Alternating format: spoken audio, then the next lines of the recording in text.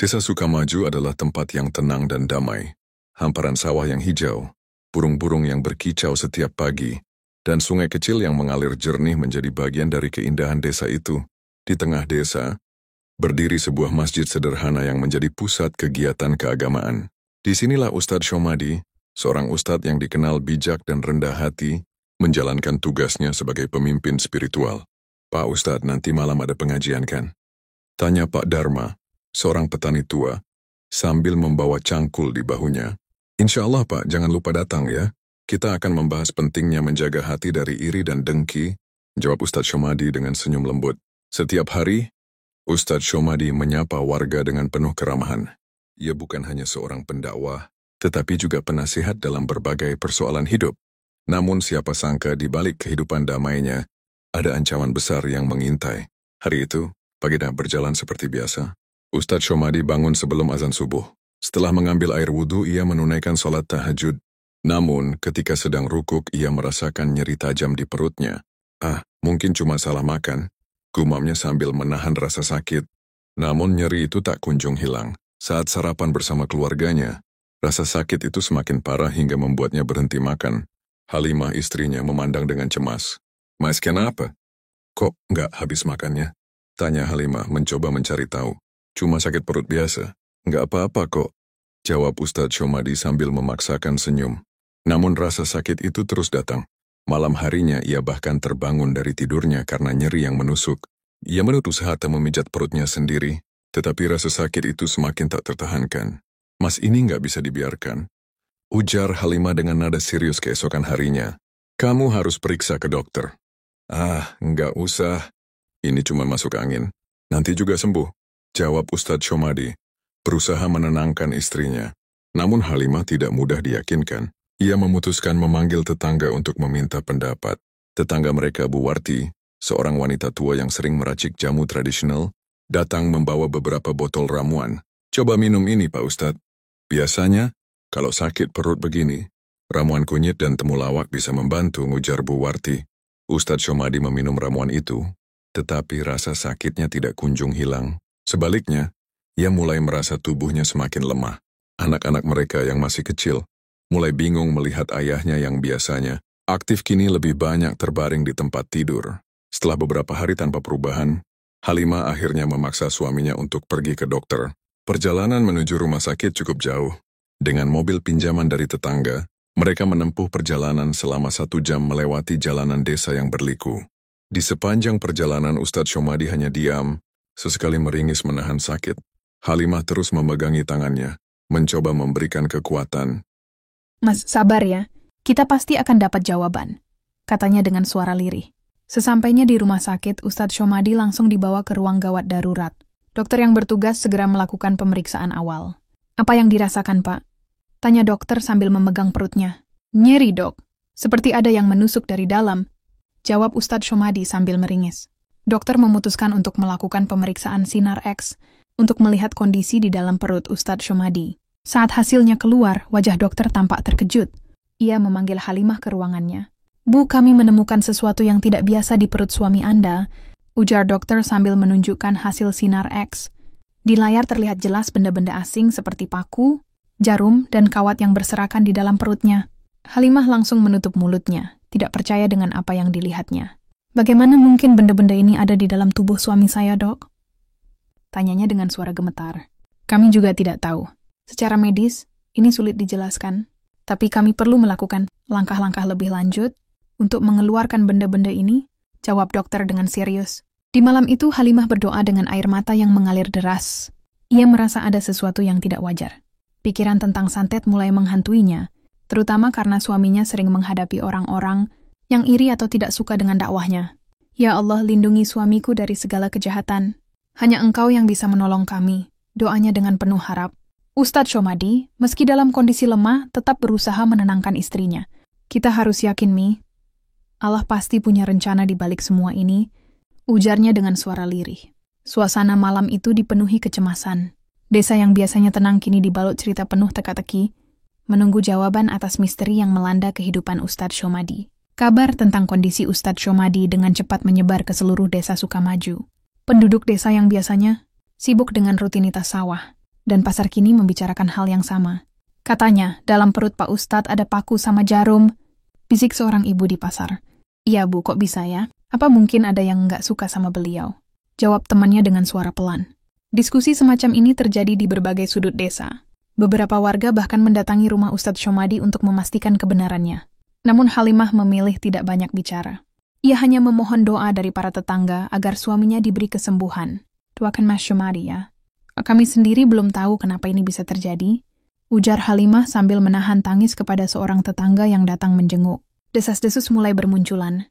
Ada yang mengatakan bahwa ini adalah santet, ada pula yang menganggap ini sekadar fenomena medis aneh. Namun di satu hal yang pasti, kondisi Ustadz Syomadi menjadi perhatian utama seluruh desa. Kepercayaan tentang santet memang masih kuat di desa Sukamaju. Meskipun masjid menjadi pusat kegiatan keagamaan, sebagian warga masih percaya pada hal-hal gaib.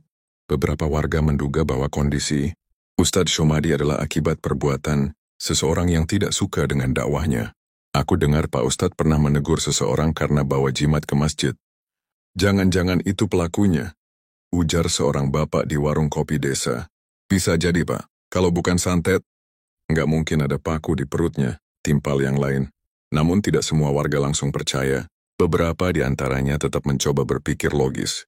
Kalau santet kenapa baru sekarang terjadi? Bukankah Pak Ustadz sudah lama berdakwah di sini? Ujar Pak Rahman, seorang guru SD yang dikenal berpikir rasional. Perdebatan ini terus berlangsung, menciptakan suasana penuh tanda tanya di desa yang biasanya damai.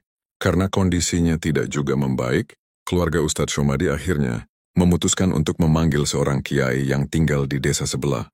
Kiai Hashim, seorang ulama yang dikenal memiliki kemampuan ruqyah, datang dengan membawa Al-Quran dan segenggam garam. Ini ujian dari Allah. Kita harus menghadapinya dengan sabar dan terus berdoa, ujar Kiai Hashim kepada Halimah dan beberapa kerabat yang hadir. Proses ruqyah pun dilakukan di ruang tengah rumah Ustadz Syomadi. Kiai Hashim membaca ayat-ayat suci Al-Quran dengan khusyuk, sementara keluarga ikut mengaminkan doa-doa yang dipanjatkan. Saat proses ini berlangsung, tubuh Ustadz Syomadi mulai bergetar hebat. Ia terlihat kesakitan hingga akhirnya muntah. Yang mengejutkan, dari muntahannya keluar sebuah jarum yang masih utuh. Masya Allah, seru Halimah sambil mundur ketakutan. Kiai Hashim tetap tenang. Ini adalah bukti bahwa ada pengaruh jahat di tubuh beliau. Kita harus terus melawan ini dengan doa, katanya sambil melanjutkan pembacaan ayat-ayat Al-Quran. Halimah merasa dunia seakan runtuh. Di satu sisi ia merasa lega karena ada harapan untuk menyembuhkan suaminya. Namun di sisi lain rasa takut terus menghantuinya. Bagaimana mungkin seseorang tega melakukan hal sekejam ini kepada suaminya yang tidak pernah menyakiti siapapun? Apa salah Mas Syomadi sampai ada yang tega melakukan ini? Gumamnya lirih sambil menatap wajah suaminya yang pucat. Sementara itu warga desa terus berdatangan. Beberapa dari mereka membawa makanan dan minuman untuk keluarga Ustadz Syomadi. Semoga ini bisa sedikit meringankan beban Bu Halimah, ujar seorang ibu sambil menyerahkan sepiring nasi dan lauk. Namun, ada juga warga yang justru semakin menyebarkan desas-desus yang tidak berdasar. Hal ini membuat suasana semakin panas, terutama ketika beberapa pihak mulai menuduh orang tertentu sebagai pelaku. Halimah berusaha menenangkan suasana, meminta semua orang fokus pada kesembuhan suaminya. Meski proses ruqyah memberikan sedikit kemajuan, kondisi Ustadz Syomadi masih jauh dari pulih. Setiap malam, ia masih sering terbangun karena rasa sakit yang luar biasa.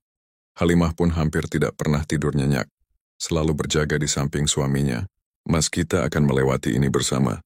Aku yakin Allah punya rencana terbaik untuk kita, kata Halimah sambil menggenggam tangan suaminya.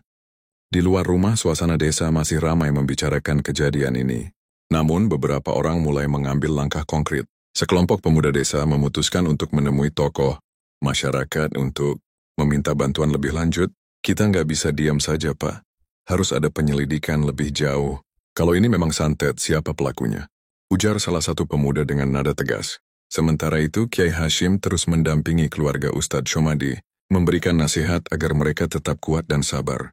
Cobaan ini berat, tapi percayalah, Allah tidak akan memberikan ujian di luar kemampuan hambanya. Katanya dengan penuh keyakinan. Perjalanan Ustadz Syomadi melawan santet ini menjadi pelajaran besar bagi seluruh desa, bukan hanya tentang keimanan, tetapi juga tentang pentingnya menjaga hati dan menjauhi permusuhan. Ritual ruqyah di rumah Ustadz Syomadi berlangsung selama beberapa hari. Setiap kali Kiai Hashim melantunkan ayat-ayat suci Al-Quran, reaksi tubuh Ustadz Syomadi semakin kuat.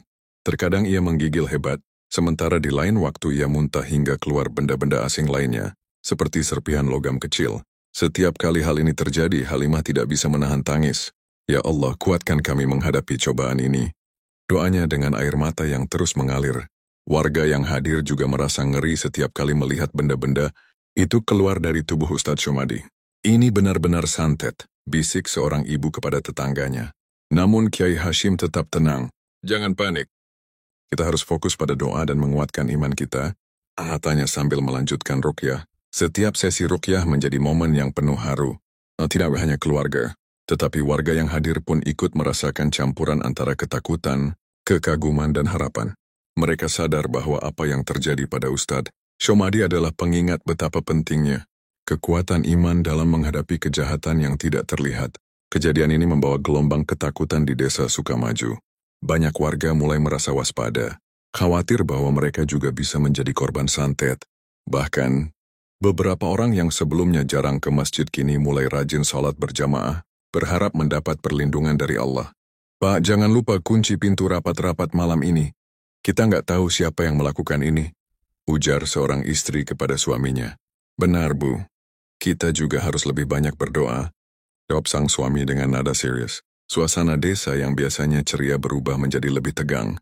Beberapa warga mulai mencurigai tetangga mereka sendiri. Si Anu kan sering main ke dukun. Jangan-jangan dia yang mengirim santet itu, ujar seorang pria di warung kopi. Tuduhan tanpa dasar ini mulai memecah keharmonisan desa, membuat beberapa warga merasa tidak nyaman. Namun di tengah ketakutan, ada juga warga yang mencoba menenangkan suasana. Kita harus bersatu, bukan saling mencurigai.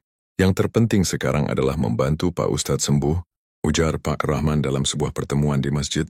Melihat situasi yang semakin memanas, sekelompok pemuda desa mengambil inisiatif untuk menjaga keamanan. Mereka mengadakan ronda malam di beberapa titik strategis. Setiap malam, obor-obor kecil menerangi jalan-jalan desa, sementara para pemuda berjaga dengan tongkat kayu di tangan mereka. Kalau kita lihat ada yang mencurigakan, langsung laporkan ke Pak RT, kata Haris, ketua pemuda desa, kepada rekan-rekannya. Ronda malam ini tidak hanya bertujuan menjaga keamanan, tetapi juga untuk memberikan rasa tenang kepada warga. Ketika ronda berlangsung, beberapa ibu keluar rumah membawa teh manis dan gorengan untuk para pemuda. Terima kasih ya sudah menjaga desa, ujar seorang ibu sambil menyerahkan termos. Namun meskipun ronda malam membantu menenangkan warga, ketegangan tetap terasa. Setiap suara aneh atau bayangan yang terlihat di kejauhan membuat mereka siaga. Kita nggak tahu kapan kejadian ini akan berakhir. Yang penting kita harus tetap waspada, kata Haris sambil memandangi gelapnya malam. Di tengah cobaan yang berat ini, Ustadz Syomadi tetap menunjukkan keteguhannya. Meski tubuhnya lemah, ia selalu berusaha untuk melantunkan doa dan berzikir. Cobaan ini hanya sementara. Yang terpenting adalah bagaimana kita meresponsnya, katanya kepada Halimah dengan suara yang bergetar. Halimah meski diliputi kekhawatiran, merasa terinspirasi oleh keteguhan suaminya. Mas, aku akan selalu ada di sini untuk mendukungmu. Kita akan melalui ini bersama, ujarnya sambil menggenggam tangan suaminya dengan erat. Setiap malam keluarga mereka berkumpul untuk berdoa bersama. Anak-anak mereka, meski masih kecil, ikut melantunkan doa-doa yang diajarkan oleh ibu mereka. Suasana ini menjadi momen yang penuh keharuan, mempererat ikatan keluarga di tengah ujian yang berat. Namun tidak semua waktu berjalan dengan mudah. Ada saat-saat di mana Ustadz Syomadi merasa hampir menyerah. Kenapa ini harus terjadi, Mi? Apa aku sudah melakukan sesuatu yang salah? Tanyanya di suatu malam. Halimah hanya bisa menjawab dengan pelukan dan air mata, mencoba menguatkan suaminya dengan kasih sayang. Di hari ketiga setelah ruqyah, kondisi Ustadz Syomadi mulai menunjukkan sedikit kemajuan. Ia bisa duduk lebih lama tanpa merasa sakit yang berlebihan.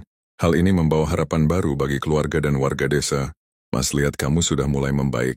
Kita pasti bisa melewati ini, kata Halimah dengan senyum tipis. Kiai Hashim, yang terus memantau perkembangan Ustadz Syomadi, merasa optimis. Ini tanda bahwa pengaruh jahat mulai hilang. Tapi kita harus terus berdoa dan menjaga diri, ujarnya kepada keluarga. Warga desa juga mulai merasa lega. Beberapa dari mereka bahkan kembali ke rutinitas sehari-hari, meski masih menyimpan kewaspadaan. Pak Ustadz itu orang baik,